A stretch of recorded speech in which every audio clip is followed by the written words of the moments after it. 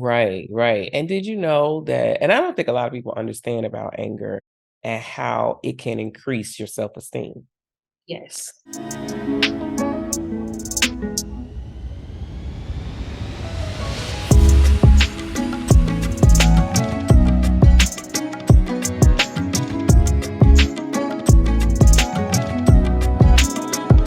Hello, everyone. Welcome to the Daily Underline for this podcast that dares to dig deep in the realm of emotional intelligence.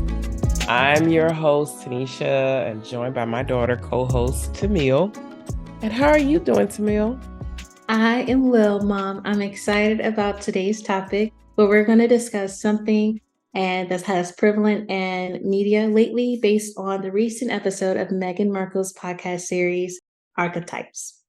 Right? That's right, Tamil. The Duchess of Sussex opened up about being a Black woman in society perceptions, and she didn't hold back on expressing her thoughts on the angry Black woman stereotype. Okay. This particular stereotype seems to plague women like us, women of color around the world, this angry Black woman did. Indeed, Mom. And it was very empowering episode joined by the actor Issa Rae, one of my faves. Meghan made a crucial point that there is a difference between being difficult and being clear. So basically, yeah, difficult and being clear. I went on that thing and I should have went on and said, yeah, she certainly did. I like the fact that Issa Rae resonated with this. Like she shared that she felt complimented when her friend called her particular. And then Meghan affirmed that sentiment by saying, you're allowed to set a boundary, right? And you're allowed to be clear.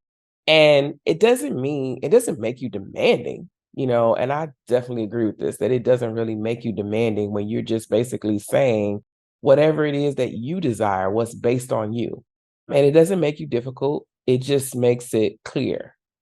I couldn't agree with you more. This brings us to an interesting point about emotional health and its relationship to our physical health. Did you know, Mom, that expressing emotions, including anger, could potentially be a risk of a disease such as breast cancer? That's a very important connection to me.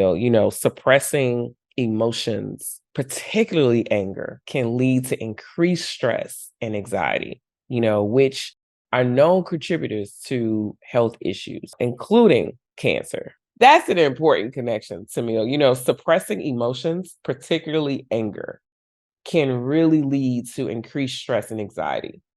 And I think a lot of times we misunderstand what anger is. Anger is, it's not in of itself, it's an alarm. It helps you. And it's not necessarily a problem. And I think what we have seen is people acting out in anger, and we associate that with the emotions of anger. And That that is causes us to repress it. And so, yeah, like which are known contributors. Like if you are suppressing or repressing, whichever one of those is true, that you are contributing to various health issues, including cancer. So, what do you think, are some ways expressing anger could help? I think that first, I would say expressing anger helps reduce stress and really just, I would like to add separation of irrational response versus a rational response and have an implementing pause, process, and proceed. I like to add prayer in there a little bit so I can move with clarity. But so they call it, doctors have called it the 3 Ps. I call it the 4 Ps because I add prayer so I can move with clarity. But that's some of my tips. This has been known for me by bottling up the intense emotion. We release tension and stress out of our bodies instead of keeping it. Secondly, it aids in a better way to communicate.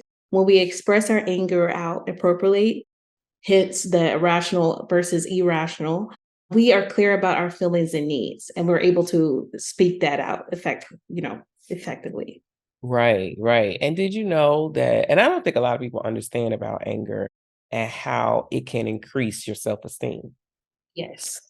Like I when dated you.